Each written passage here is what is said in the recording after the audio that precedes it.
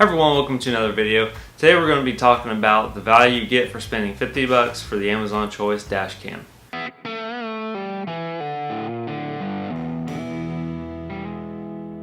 Before I get into it, I do want to say that pretty much right out of the box there was some negatives that I already noticed about it.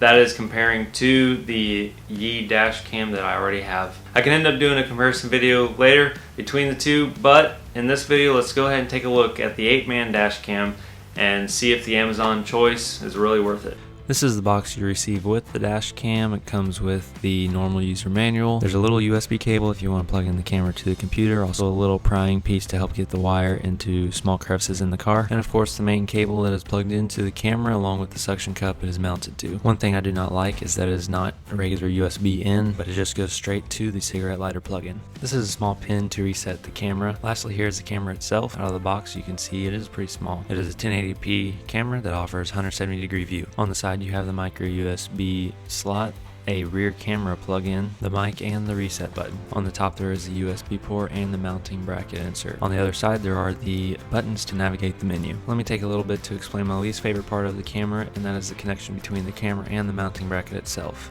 There is no way to tighten it down, leaving room for shakiness while driving down the road. In my opinion, a very poorly designed part of the product. Other than that, you also have a swivel option with the camera and a forward to backward option for positioning the camera. Before starting the camera, let's insert the SD card. When you plug it in, it will automatically turn on. This is also mimicking when you turn on your vehicle, and it will automatically start recording.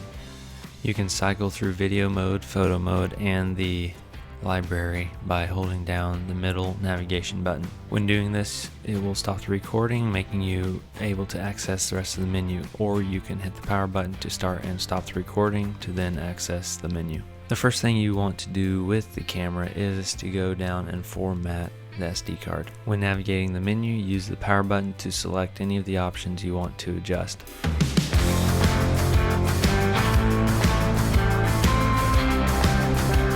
Doing a quick preview of the menu, you can see you can change the resolution, change your amount to how many minutes you want the loop recording to be, and there are also several different options you can explore that come with this camera. Now when reviewing the footage, it is not quite as good of quality as I would personally like to have, but for the price and all it's used for, it will do just fine.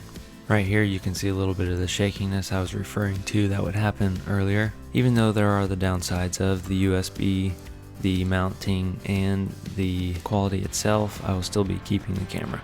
Alright, so after seeing all that, what do you guys think? To me, it's not too terrible of a deal. I mean, it's $50. I actually bought two of these cameras, one for the front and rear of my wife's car because she has a total of 2 hours that she travels for work every day. We'll see how this dash cam goes in the long run, but I think it's going to be alright. Basically, they're a pretty simple little camera doing the job that I want them for or would eventually need them for. There is some inconvenience with not being able to connect to your phone, like download the footage immediately, instead of having to put it to the computer. But if you can put up with that, then I think you're getting a pretty good deal for this dash camera. So with that being said, if you enjoyed the video and it helped you out, if you want to get the dash cam, I'll have the link below. Go check it out. Also, if you want to give this video a like, I'd really appreciate it. And if you want to keep up with the videos I put out every week, you know where the button is down there. And thanks for watching.